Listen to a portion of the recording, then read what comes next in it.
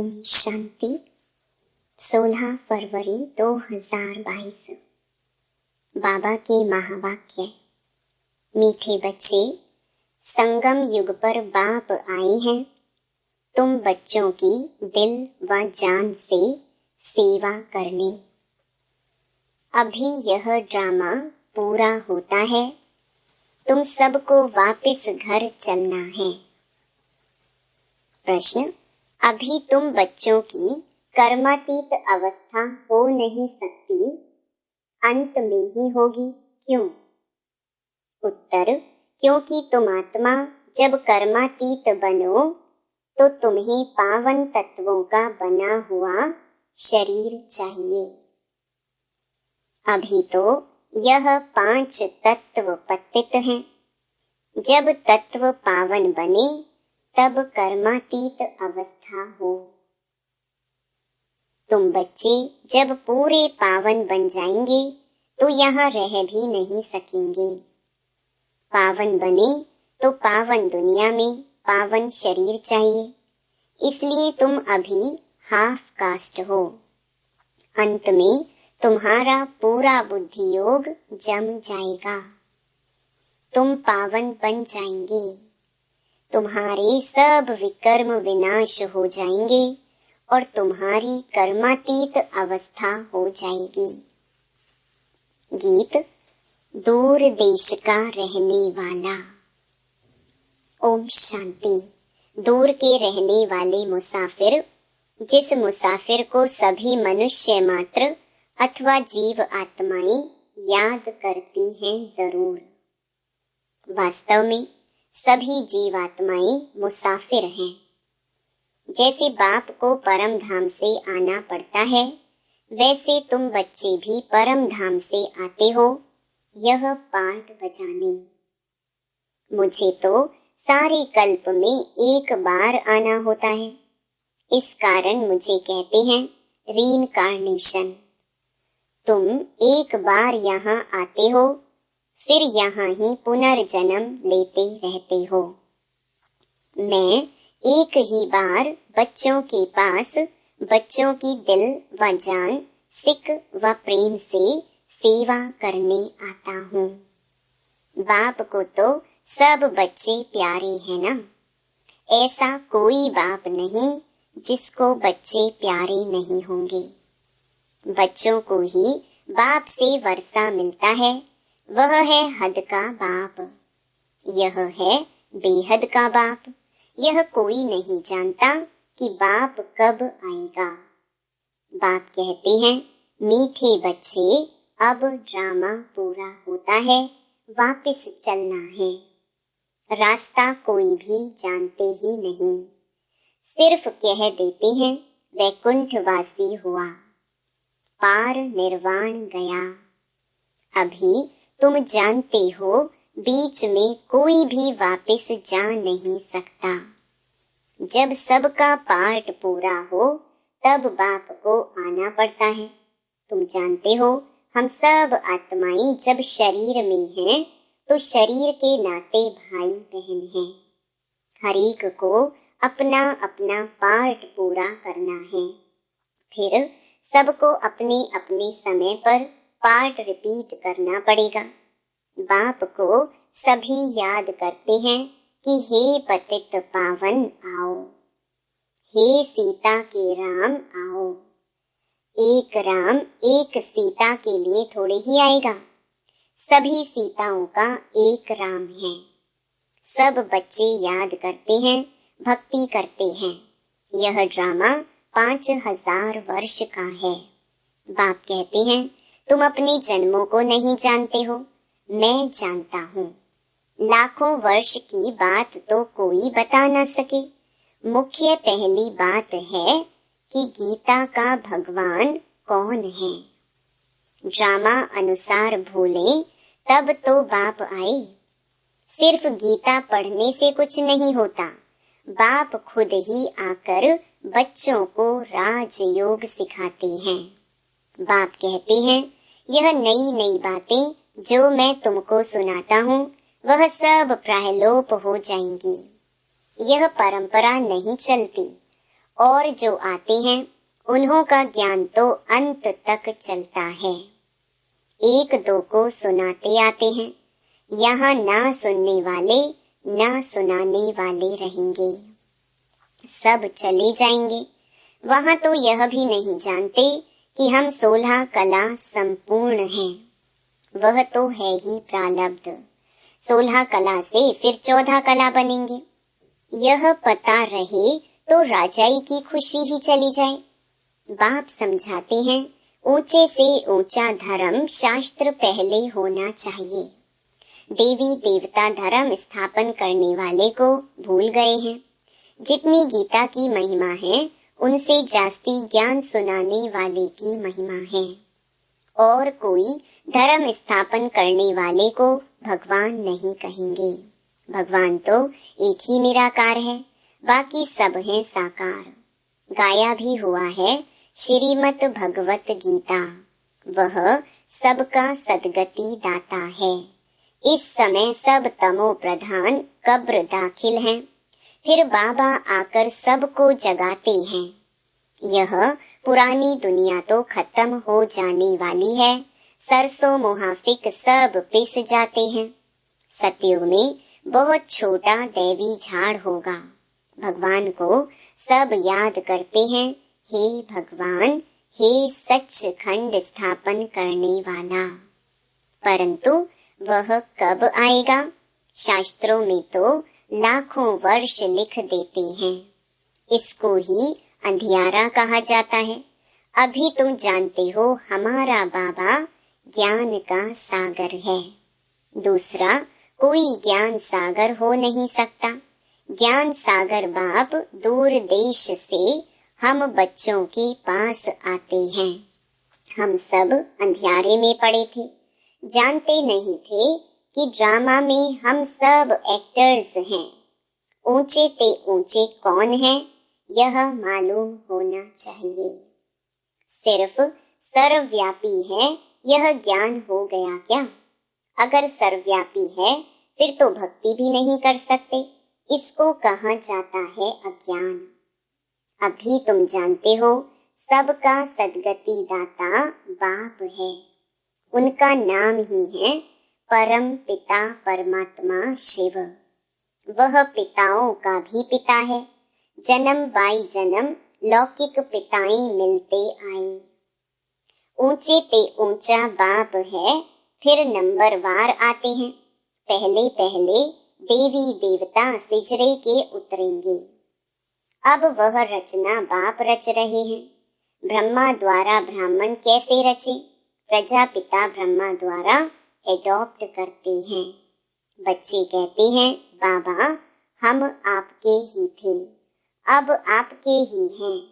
पहले पहले हम सतयुग में आए थे। इस समय तुम हाफ कास्ट हो, शूद्र से ब्राह्मण बन रहे हो। पूरा पवित्र कर्मातीत पिछाड़ी में बनेंगे। पिछाड़ी में बुद्धि योग पूरा जम जाएगा और विकर्म सब भस्म हो जाएंगे।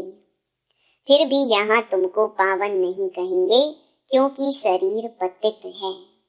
अभी पतित से पावन बन रहे हो, फिर सतयुग में शरीर भी पावन मिलेगा।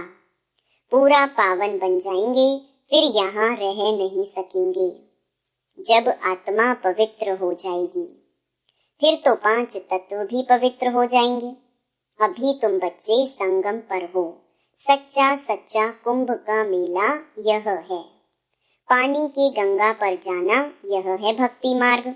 सन्यासी लोग स्नान करने जाते हैं, फिर भी कह देते आत्मा निर्लेप है। बाप कहते हैं भक्ति मार्ग में तुमने बहुत कुछ सुना, अब जज करो राइट क्या है। यह है अमर कथा जिससे तुम अमरपुरी के मालिक बन जाते हो। तुमको कभी काल खा नहीं सकता।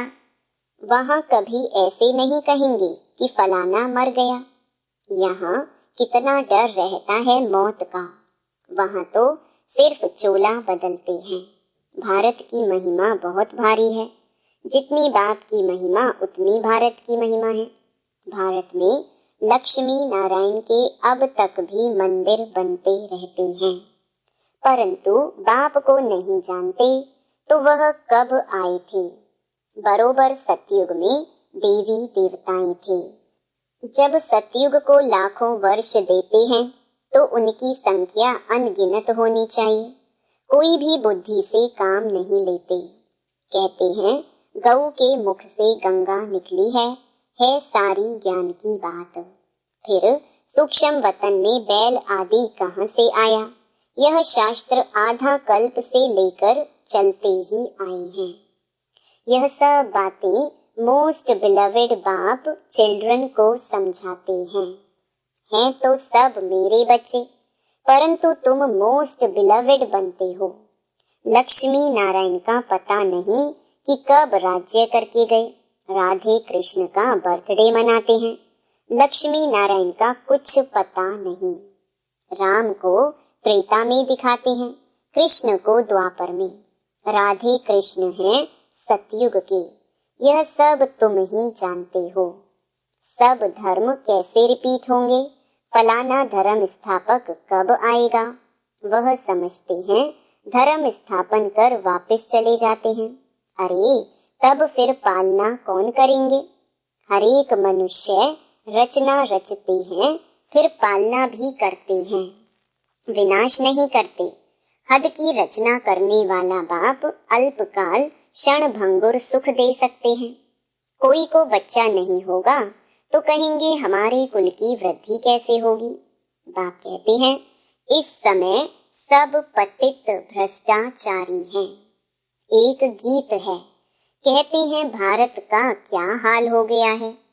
फिर दूसरे गीत में है कि हमारा भारत सबसे ऊंचा है। क्या अभी ऊंचा है? नहीं, अब तो बिल्कुल ही पतित है। बाप कहते हैं बच्चे धीरज धरो, यह भी खेल है। अभी दुख के दिन पूरे होकर सुख के दिन आ रहे हैं। इस नरक को स्वर्ग बनाने परम धाम के रहने वाले बाप देश पराए आए हैं। बाप कहते हैं मेरा यह जन्म स्थान है, नहीं तो कोई बताए निराकार बाबा कहाँ आया, किस शरीर में आया, कब आया, क्या करने आया, कोई भी बता ना सके। तुम बच्चे जानते हो परम पिता परमात्मा कैसे आकर पतितों को पावन बनाते हैं। बाप कहते हैं बच्चे और कोई मेरे पास इलाज नहीं है। लाडले बच्चे तुम मुझे ही पतित पावन कहते हो, सर्वशक्तिमान कहते हो।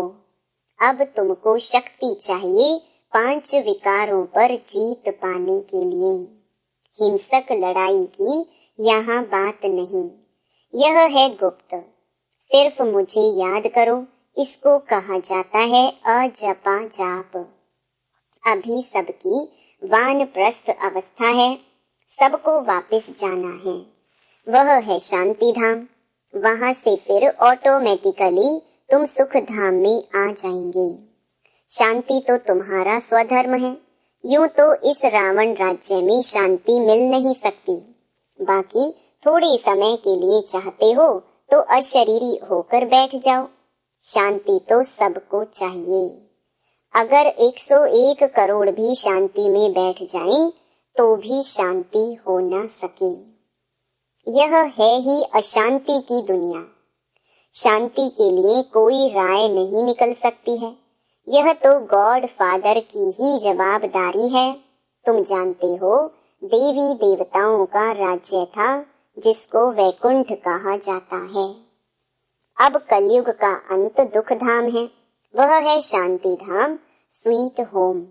स्वीट फादर भी वहां रहते हैं, वह है सुख धाम, यह है दुख धाम। बीच में और धर्म निकलते हैं, वृद्धि होती रहती है। उन्होंने तो कल्प की आयु लाखों वर्ष कह दी है। इसको कहा जाता है घोर अंधियारा। सतयुग है घोर सोजरा। मूल वतन में है अपार शांति। यहाँ हम पार्ट बजाने आए हैं। बाप कहते हैं हे आत्माएं, सुनती हो? अपने कान रूपी ऑर्गन्स से तुमको याद है यह ड्रामा का चक्र कैसे फिरता है। तुम इस समय त्रिकालदर्शी हो। तुम ब्राह्मणों के सिवाय कोई त्रिकालदर्शी नहीं है। ऋषि मुनि कहते थे हम ईश्वर को नहीं जानते हैं, नास्तिक हैं। अब तुम आस्तिक बने हो। बाप और सृष्टि चक्र के आदि मध्य अंत को जानते हो। तुमको तीनों लोकों की नॉलेज मिली है, सिवाय तुम्हारे कोई को भी यह नॉलेज नहीं है। लक्ष्मी नारायण को न त्रिलोकीनाथ न त्रिकालदर्शी कहेंगे। त्रिलोकीनाथ मनुष्य नहीं हो सकते हैं। तुम तीनों लोकों और तीनों कालों को जानने वाले हो। लक्ष्मी नारायण को भी त्रिलोकी का ज्ञान नहीं है। विष्णु को स्वदर्शन चक्रधारी दिखाते हैं। अब विष्णु के दो रूप हैं, लक्ष्मी नारायण। राधे कृष्ण ही लक्ष्मी नारायण बनते हैं। इस समय कितने अच्छे यादगार मंदिर बनाए हैं, परंतु इनकी बायोग्राफी को तो जानना चाहिए। ऊंचे पे ऊंचा भगवान एक है, उनका नाम है शिव। रुद्र भी कहते हैं। यह है रुद्र ज्ञान यज्ञ। कृष्ण ज्ञान यज्ञ होता ही नहीं। कृष्ण तो सतयुग का प्रिंस है, वह क्या यज्ञ रचेंगे। रुद्र यज्ञ से विनाश ज्वाला प्रज्वलित होती है। सतयुग में यज्ञ रचने की दरकार नहीं है। इस ज्ञान यज्ञ के सिवाय बाकी सब हैं मटीरियल यज्ञ। बाप ने समझाया है इनको यज्ञ क्यों कहते हैं। यह जो पुरानी दुनिया की सामग्री है वह सब इसमें स्वाहा होने वाली है। इसीलिए कहा जाता है परम पिता परमात्मा ने यज्ञ रचा है, जिससे मनुष्य देवता बनते हैं। देवताओं के पैर पुरानी दुनिया में नहीं आते हैं। तुमको तो बाप ने सब कुछ साक्षात्कार करा दिया है। अच्छा, मीठे मीठे सिकिलधे बच्चों प्रति माता पिता बाप दादा का याद प्यार और गुड मॉर्निंग। रूहानी बाप की रूहानी बच्चों को नमस्ते। धारणा के लिए मुख्य सार। पहला, अपने शांत स्वधर्म में सदा रहना है। यह वानप्रस्थ अवस्था है, वापस घर जाना है, इसलिए बाप की याद अजपा जाप चलती रहे। दूसरा, कर्मातीत बनने के लिए संपूर्ण पावन बनना है। जो भी विकर्मों का बोझ है उसे याद की यात्रा में रहकर उतार देना है। याद की शक्ति से विकारों पर जीत पानी है।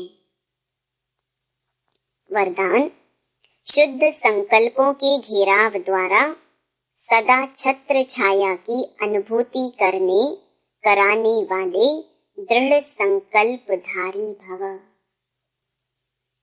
आपका एक शुद्ध व श्रेष्ठ शक्तिशाली संकल्प बहुत कमाल कर सकता है। शुद्ध संकल्पों का बंधन का घेराव कमजोर आत्माओं के लिए छत्र छाया बन सेफ्टी का साधन व किला बन जाता है।